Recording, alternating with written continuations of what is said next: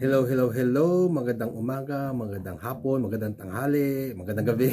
Depending on what time you're watching this video, welcome sa ating bagong series. Based ito sa discovery classes ni Rick Warren from Saddleback Church.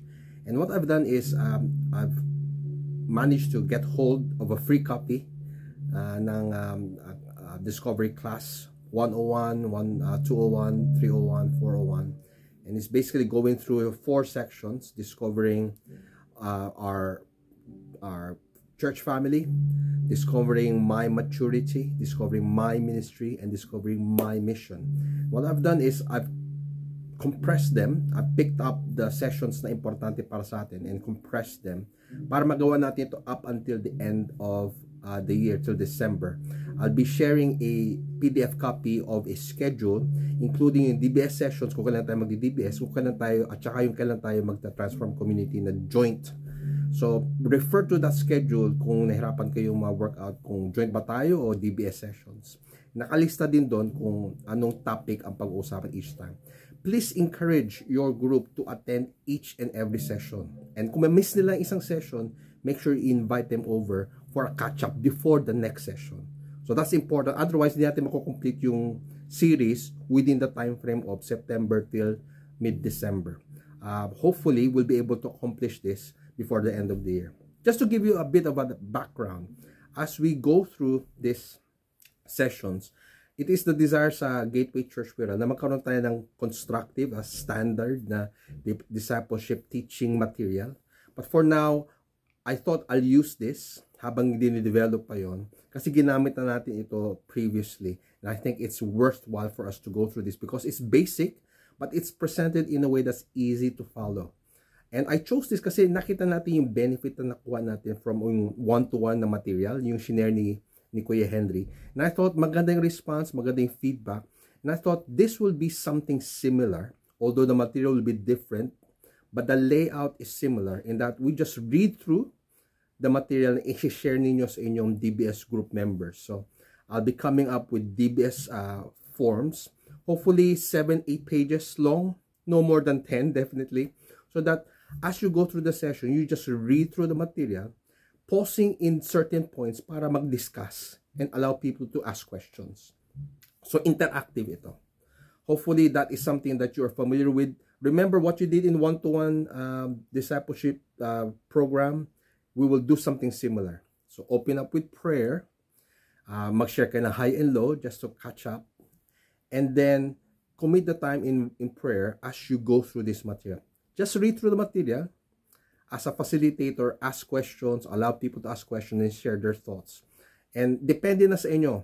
Kasi 7-8 pages ito, depende na sa inyo kung saan nyo gustong gawin. Pero I'll give you some instructions or some advice or tips kung kailan nyo pwedeng gawin to para maging smooth ang inyong transition. So, to start off, with Class 101, we're talking about discovering our church family. So, church membership. So, as a member of God's family. So, this is central. This is important. This is where it all starts. We became Christians and we then become part of God's family. And one of the things gusto ko introduce nyo sa grupo nyo is yung memory verses. I'll come up with a memory verse for each session so that you can help your members encapsulate in that one memory verse kung ano ba yung topic. Okay? So for today's session, session 1 of Class 101, Discovering My Church Membership, our key verse is in Ephesians chapter 2, verse 19. And what I'm quoting from is from the Living Bible translation. Pansin nyo ito, Rick Warren likes to use different translations of the Bible, so don't be put off by that. And I'll give you further instructions on that later on. But here, it says in Ephesians chapter 2, verse 19, the Living Bible translation, you are members of God's very own family, and you belong in God's household with every other Christian. Okay? You are a member of God's very own family, and you belong to God's household with every other Christian. So, a few thoughts there. 4 thoughts na shinare ni Rick Warren. Number 1, the church is not the building. The church is family. Okay? Yung ating pagtitipon as a body of Christ, that's the family. When you talk about God being God's household, we're talking about a family. Okay? So that's one thing. Itrato natin ang bawat isa nakapamilya. That's number one. Number two, God expects me to be a member of a family. Okay? Hindi na gusto na Lone Ranger ka na I'll just do my own prayer, I'll just do my own Bible study. Yes, you do that, but you also do that with other people who are considered part of the family. God expects me. Sabi dito, a Christian without a church is like, kung imagine natin, somebody who likes to play football pero hindi member ng Liverpool Football Club or Everton Football Club. Okay? So you need to be part of a family to do well. Okay? It's a team sport. Being part of God's family means that you interact with other members of the family. Okay? So God expects me to be a member of a family.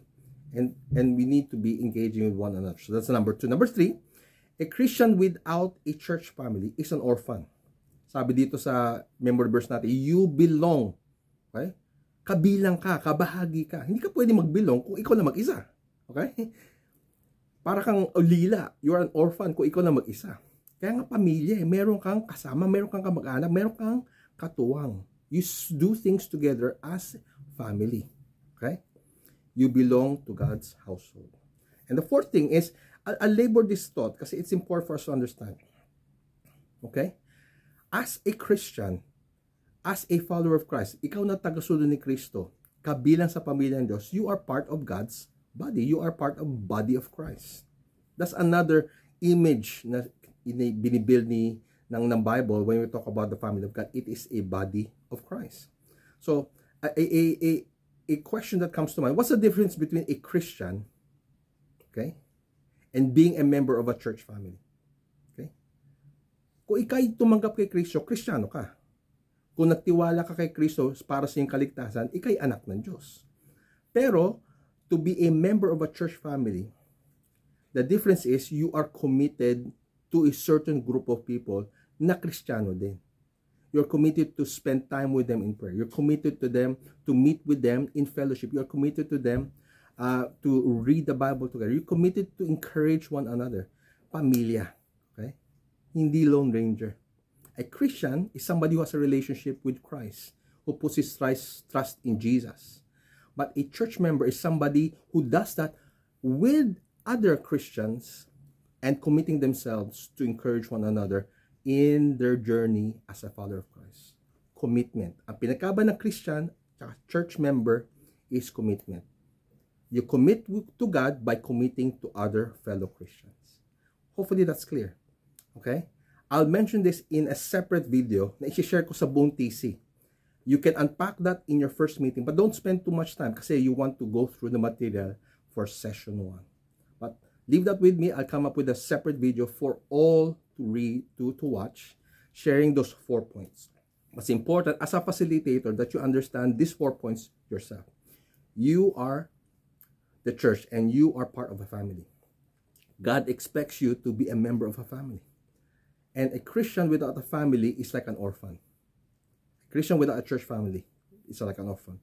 And that the difference between a Christian and a church member, church family member, is commitment. You're committed to other people to be like Christ, to follow God's word, to do God's will. You do that with other fellow Christians. So those 4 points I'll share in a separate video. Now, let's go through the material. Do sa PDF handout na shinare ko sa inyo, and hopefully you'll be sharing that to your own DBS group. And again, when I make that video, like an introduction video for the rest of the TC, I'll be sharing this PDF as well so that may copy sila. Now, as I said, ito ay similar do sa one-to-one course na share ni Kuya Henry. You basically read through the material, but it's important for us to, again, when you start off, mag-fellowship kayo, catch up, high-low, okay? And then commit time in prayer for one another, encourage one another in prayer. If there's any prayer needs, pray for them right at the top. So simula pa, mag-pray na kayo. Don't leave it for later. Minister to one another before you go to the Bible study. Now, as you go through this, might be good idea to refresh your Ephesians 2:19. Make that your memory verse. So let's open our Bibles, Ephesians 2:19. Let this be our memory verse. And encourage nyo sila. Next time, pag nag-meet tayo, we will encourage one another. Ano sabi sa memory verse natin from last week? Ephesians 2:19. So, Ephesians 2:19. And then, go through the material. I'll be sharing sa introduction video na i-share ko sa buong TC why we go through this material. Because we need to understand what it means to be a member of the family of God, what it is to be maturing in Christ, what it is to minister to one another, what it is to do the mission of God. So these things are important for us. That's why we go through the whole course. As I said, do sa session PDF natin, handout natin, I want you to read through this. The first part ng handout is the reason for everything. There are 10 points there. What I encourage you to do is go through 1, 2, 3, 4, 5, and then pause. Meron ba kayong questions sa first 5? Okay? Meron bang di malinaw sa inyo? Is there anything that you want to go through? The reason for everything talks about everything starts with God. I'm just going through the headings. God is love. God wanted a family to demonstrate His love. God's family is the church. God's family will last forever, outlasting everything else in creation. Meron bang question? So as you go through these verses, you must read it. You just read the heading, and then kung gusto nyo, just pick 1 or 2 verses do sa listahan. Kasi minsan may mga heading na marami mga verses. The point is, everything that we mention here are based on God's word. Okay?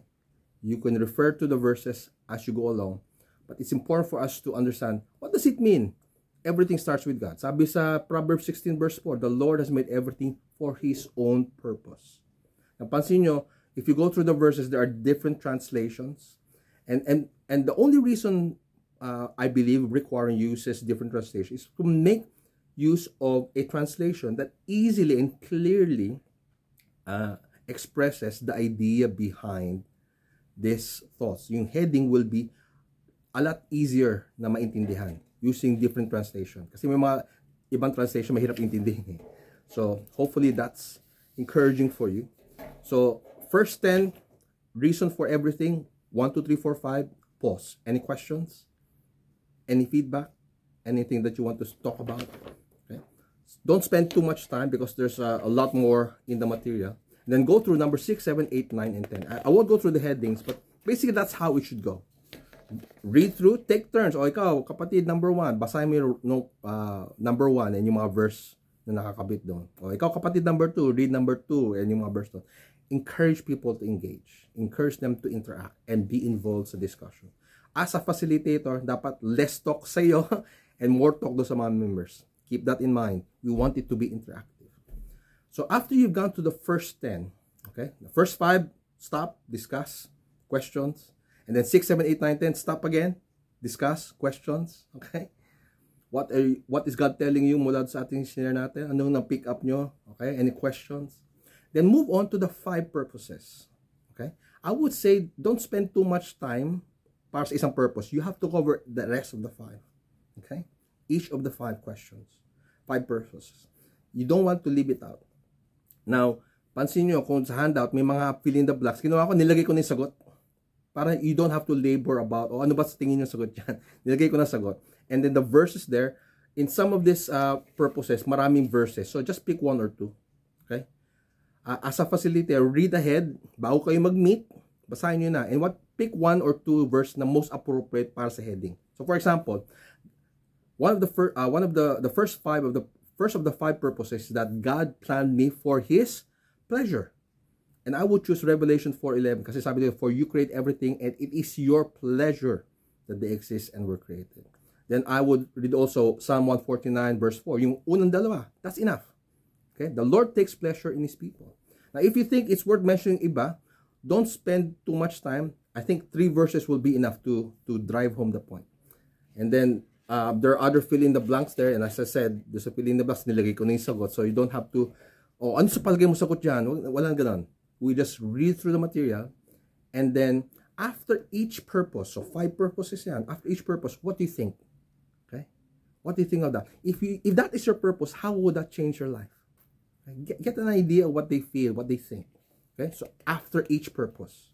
So tanda natin, so first 10, what it's all about, 1, 2, 3, 4, 5, and discuss. Tapos 6, 7, 8, 9, 10, discuss. Pero sa 5 purposes, I'd like you to really give time for each purpose. No, kung alam mo na ang nilikha tayo ng Diyos at ninais ng Diyos, pinalano ng Diyos na maging kagalakan tayo sa Kanya for His pleasure, what does that mean to you? Okay? How would that change things? So, again, The same pattern for purpose number 2, 3, 4, 5. God formed me for His family. God created me to become like Christ. And some of these things, you might say, alam ko na yan eh. But you'll be surprised, there'll be some members in your group who may not understand this. And the idea really for us as facilitators, hindi para pakita yung alam ko. No, ito alam ko na to eh. No. Ang as facilitators, ang desire natin is for them to understand the Word of God in such a way that they will be confident para sa sarili, oy, galing na salita ng Diyos oh. But also, hindi lang para sa sarili, but also for them to be confident na i-share sa iba. Okay?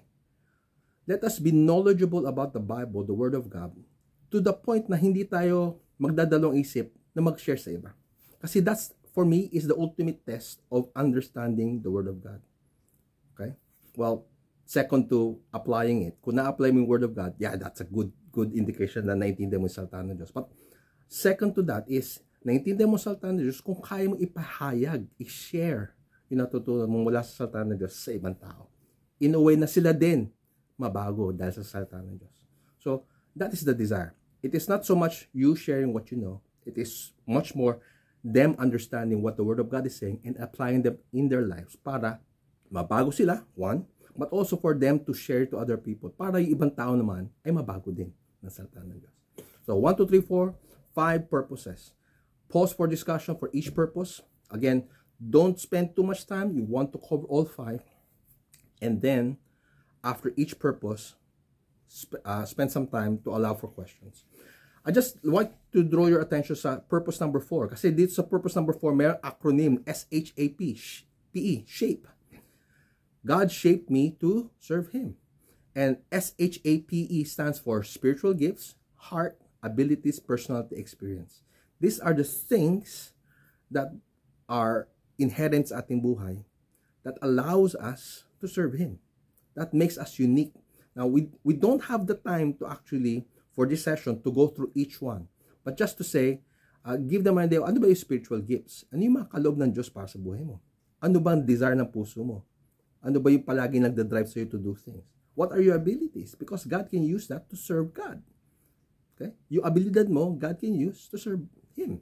Yung personalidad mo, sabi, ay, mahihain ako, God can use that. Yan. Yung experience mo, whatever it is, whatever is good or bad, the experience that you've had can be used by God for His pleasure. So, the idea is, we serve God by serving other people based on our spiritual gifts, heart, abilities, personality, experience, our shape. Okay? And lastly, God made me for a mission, and we'll talk about that more when we go to Discovering Our Mission, session 401, class 401. But there are verses there to go through. Now, to bring this to a close, the big key at the end of your PDF handout is that I can't fulfill God's purpose by myself. As a member of the body of Christ, as a member of the family of God, you need to be a part of the family. You must be engaging with other Christians.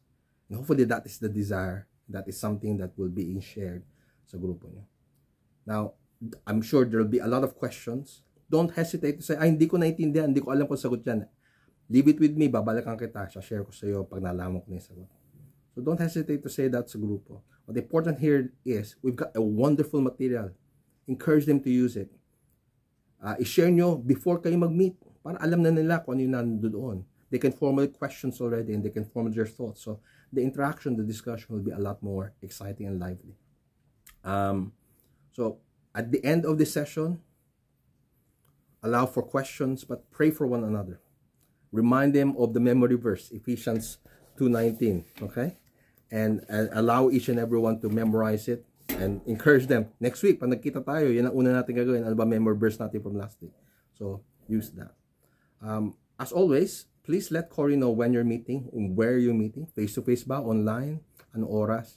And we'd like to cover you in prayer. And also, if possible, we'll be able to join you and just to encourage you, to help you, and give some tips whenever we can. And after you meet your group, please send your reports. So, sino umattend, any prayer requests, but also some difficult questions or difficult situations na kailangan yung i-share sa iba para magtulungan tayo. We are here together to serve one another. and be effective disciple makers for Christ. Now, I thought madali lang to, pero 20 minutes na lumipas. If you have any questions, get in touch.